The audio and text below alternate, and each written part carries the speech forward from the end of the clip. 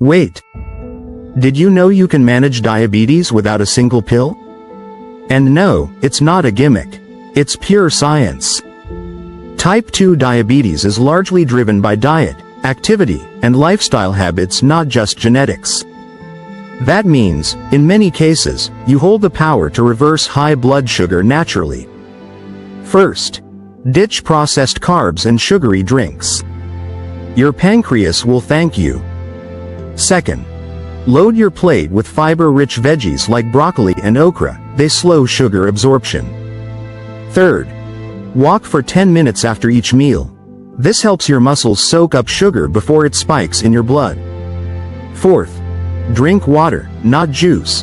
Dehydration makes sugar control harder. Here's the wild part.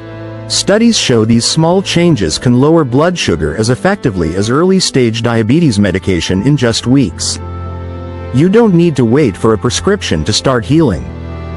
Share this with someone who needs hope today, and hit subscribe for more natural health breakthroughs.